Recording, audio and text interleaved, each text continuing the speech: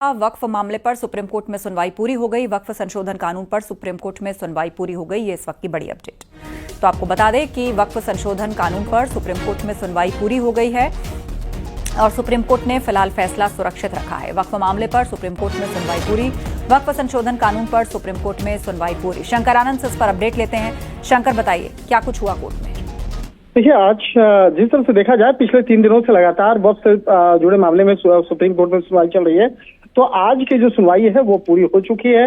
अंतरिम रिलीफ पर जजमेंट को रिजर्व कर लिया गया है और जिस तरह से इस मामले की अगर बात करें तो आज इस मामले में काफी कहा जा सकता है कि काफी देर तक इस मामले पर जो आज सुनवाई हो रही थी और इस मामले पर जब हुजैफा अहमदी के द्वारा जो जिस तरह से आज दलील दिया गया कि 3E पर एक मुस्लिम आदिवासी वक्फ नहीं कर सकता है। दिलचस्प बात है कि एसजी ने कहा कि उसे ट्रस्ट बनाने से रोकता है, जबकि इस मामले पर चीफ जस्टिस ऑफ इंडिया ने सुनवाई के दौरान कहा कि उन्होंने धारा 3E के संबंध में यह तर्क नहीं दिया है। तो एक तरह से कहा जा सकता है कि इन तमाम मामलों पर जिस तरह से आज सुनवाई हो रही थी, तो उस सुनवाई के दौरान में जम्मू कश्मीर के मामले का भी जिक्र हुआ कि जम्मू कश्मीर में कोई भी रजिस्ट्रेशन नहीं हुआ है और बहुत से सराइन दफ्तर वक्फ की जमीन पे हैं और इस मामले पर उसको भी बाकायदा आज कोर्ट में दलील दिया गया।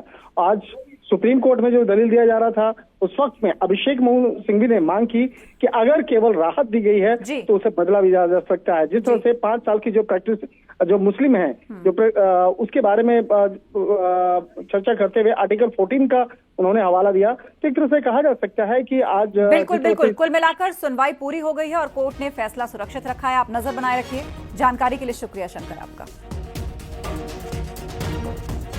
पाकिस्तान को बेनकाब करने भारतीय सांसदों का डेलीगेशन जापान पहुंच गया है और जनता दल यूनाइटेड के सांसद संजय झा के नेतृत्व में सर्वदलीय डेलीगेशन टोक्यो में भारतीय दूतावास पहुंचा। यह डेलीगेशन 5 देशों जिनमें जापान, इंडोनेशिया, मलेशिया, कोरिया गणराज्य और सिंगापुर के दौरे पर है।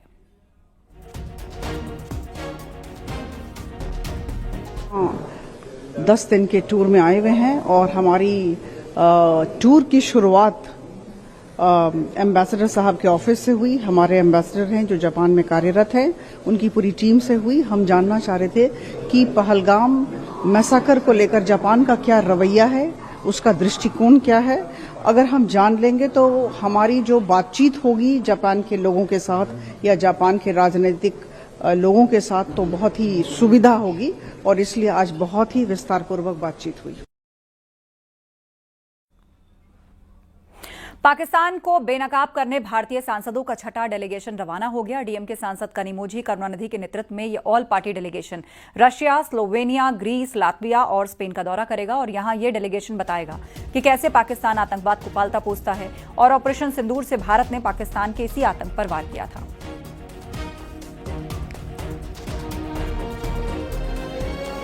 बताने जा रहे हैं कि एक तरफ दुनिया का सबसे बड़ा लोकतांत्रिक देश भारत है, एक तरफ पाकिस्तान जिसको अब आतंकिस्तान कहना ज्यादा उपयुक्त लगता है, जो दुनिया के संस्थाओं से, फाइनेंशियल इंस्टीट्यूशन से कर्जे और मदद लेकर आतंकवादियों को पालते पोसते हैं। ऐसे देश को आइसोलेट करना सिर्फ भारत के लिए नहीं दुनिया के लिए जरूरी है और ये समझना कि अगर भारत में होता है तो भारत पाकिस्तान के बीच का मामला है, उनके देश में होता है तो आतंकवाद है, एक तराजू पर तौलना सही नहीं है।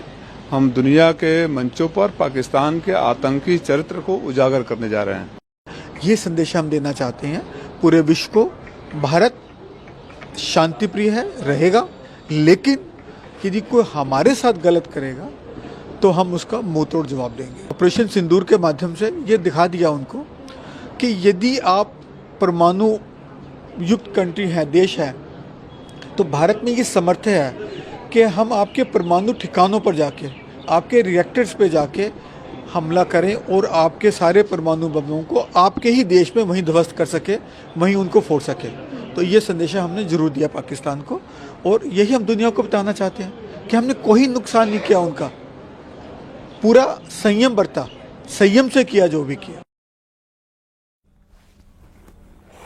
अंतर्राष्ट्रीय जैव विविधता दिवस के मौके पर लखनऊ में नेशनल सेमिनार का आयोजन हुआ और मौके पर सीएम योगी ने बायोडायवर्सिटी को लेकर कई अहम बातें बताई।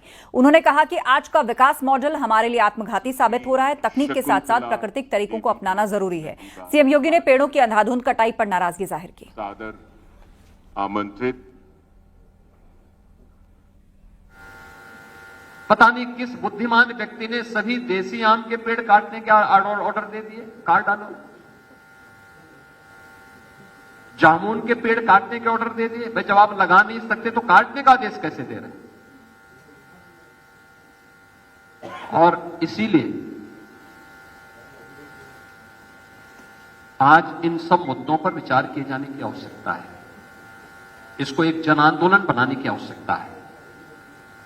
अलग अलग सेक्टर को चिन्हित करने की आवश्यकता है। यह सृष्टि केवल मनुष्य के लिए नहीं है और मनुष्य को अगर अपने अस्तित्व को बचाना है तो उसको सभी जीवों के अस्तित्व के बारे में, जंतुओं के अस्तित्व के बारे में, जल स्रोतों के बारे में, उनके संरक्षण की दिशा में तो कार्य करना ही पड़ेगा।